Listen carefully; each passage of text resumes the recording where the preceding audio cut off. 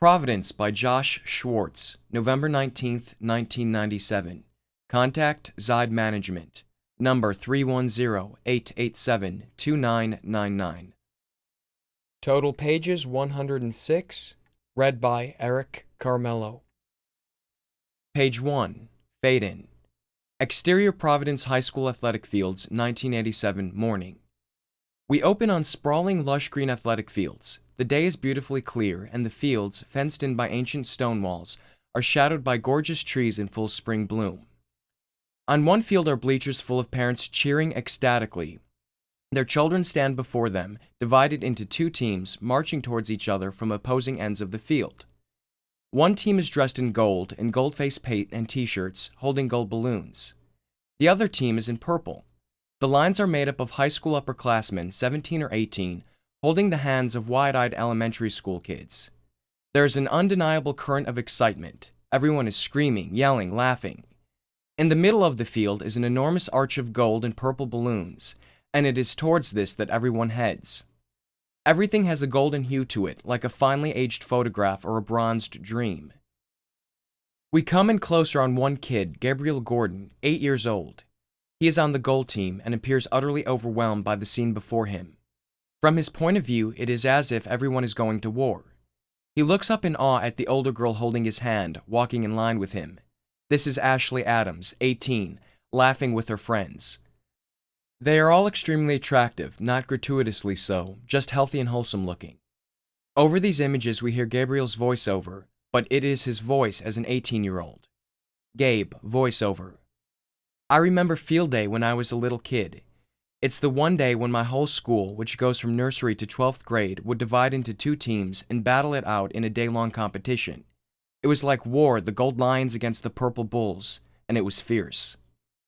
A couple of older guys, 18, hold up a giant stuffed effigy of a gold lion and a purple bull. The crowd roars with approval. Page 2. Gabe, voiceover, continued.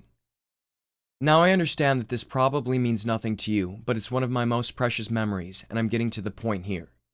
Ashley looks down at Gabe and smiles, and then continues chatting with her friends. Gabe, voiceover, continued. You see, walking into the heart of this fantastic battle, we, the younger kids, would hold the hands of one of the impossibly cool older kids. And this one year, I got to walk with Ashley Adams. Amazing, huh? She was the senior goddess, and for a few minutes she was with me. Gabe looks up at them, and they appear, as he states, impossibly tall and perfect. Gabe, voiceover, continued. It was this incredible feeling of being so close to something so unknown. She was like a movie star, they all were, and you had someone to idolize, to look up to.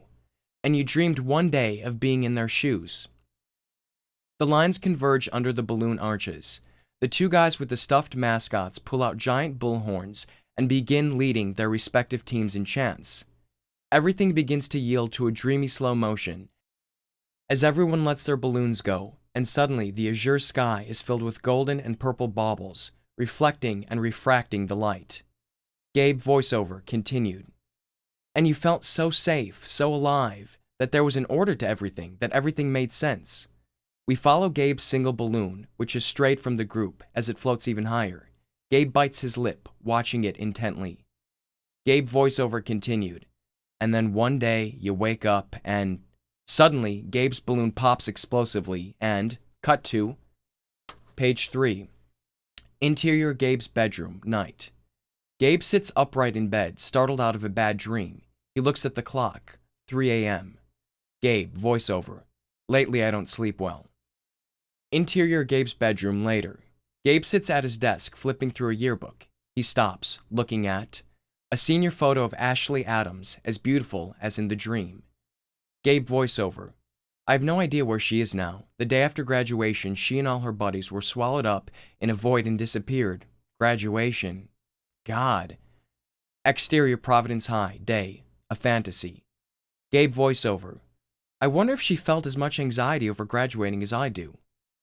Ashley Adams in her graduation gown, accepting her diploma. She couldn't look happier. All smiles and thumbs up. Interior Gabe's bedroom, later. Gabe, voiceover. Probably not. Gabe pushes aside stacks of college self-help books, which tower in front of him. His hands in his hair, looking haggard. Exterior Gabe's house, night. Gabe walks the street in front of his house. It's nighttime, but the neighborhood is safe. Large, comfortable houses. The neighborhood is asleep. Gabe voiceover. In a few months, I'm going to leave everything I've ever known behind. The void is going to swallow me, too. Page 4. Interior Gabe's bedroom, later. Gabe is standing, reading off a sheet of paper, as if he is delivering a speech. Gabe voiceover. But I'm preparing myself for it. It's a habit I have. Readying myself for the end of something before it begins. It's September, and I'm already on the 7th draft of my graduation speech. I started freshman year. I'm not even speaking at graduation, but I thought it would be good therapy. We overhear a snippet of the speech. Gabe continued.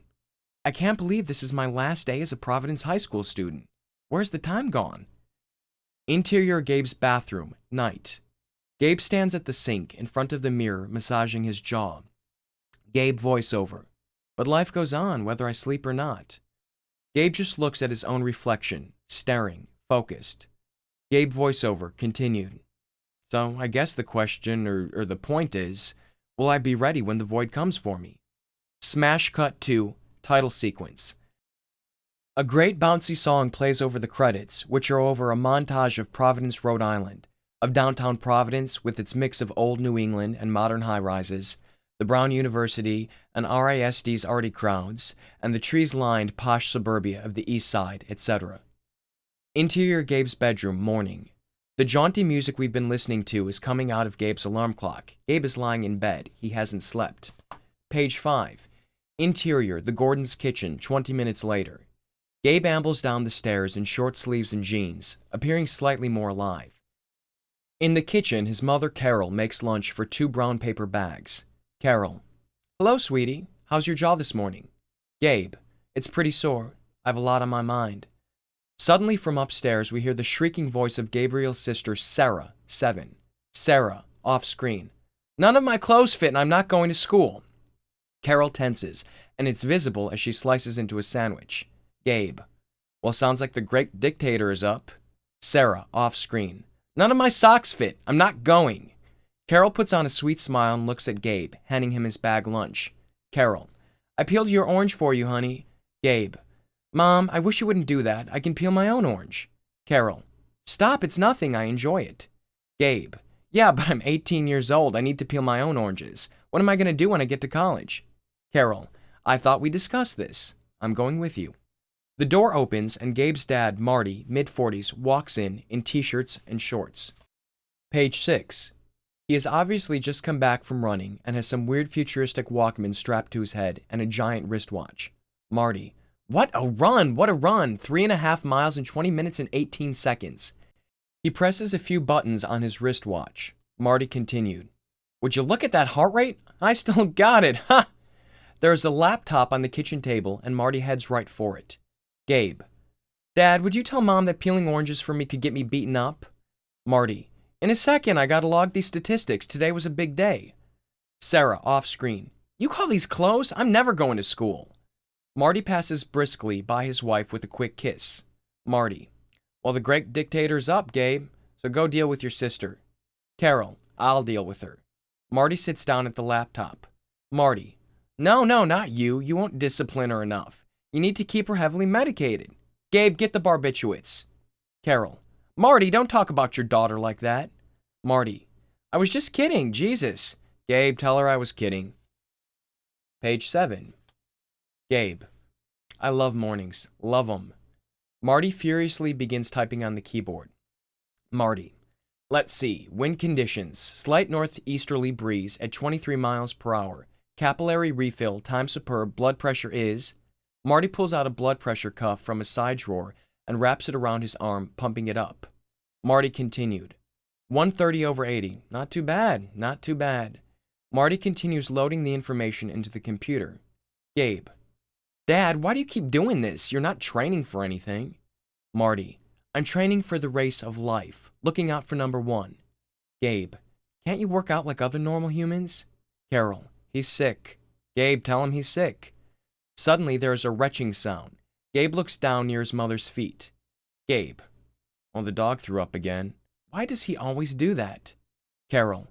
Oh, poor little puppy. Marty, will you clean it up? Marty gets up, aggravated, and heads for the paper towels. Marty, fucking dog. We had a whole kennel of dogs to choose from, and we got the only bulimic dog they had. Carol, shh, Marty, you're only making her feel worse. She lives with enough shame. Page 8. Gabe, the dog is bulimic? We have a bulimic dog? There is another wretch. Marty, I'm gonna take this dog out back and drop a brick on its head. Carol, Marty! Gabe, how is this possible? Does it stick its paw down its throat? Sarah, off screen.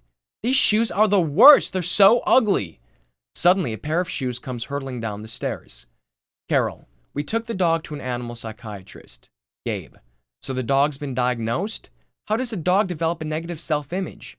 Marty, don't ask. This dog has been nothing but a pain in the ass. It's an albatross around this family's neck. Carol, you're so melodramatic. Marty, Gabe, will you tell her I'm kidding? Jesus. Gabe, and you wonder why I'm tense.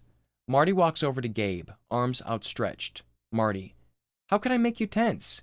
Gabe, if you wore tighter shorts, maybe. Can you run in pants or something? Those are disgusting. Page 9. Marty, I got runner's legs. Feel. He holds up his perfectly smooth shaven legs. Gabe, Dad, you shave your legs? Do you understand how disturbing that is? Marty, what? Swimmers do it. It gives me an edge. Every second counts. Gabe, please, I gotta run. I have to pick Kayla up. Marty, I'm like a gazelle. Carol, have a good day, honey. Marty, what are you leaving for now? She won't be ready. She never's on time. No organization. Interior Kayla's bedroom, continuous. Kayla Evans, 18, scrambles into her room, wrapped in a towel soaking wet. She is naturally pretty, but doesn't quite know it, and doesn't care. Her room is in shambles, a mess. She reaches into a pile of clothing. Kayla, shit, fuck, shit. Interior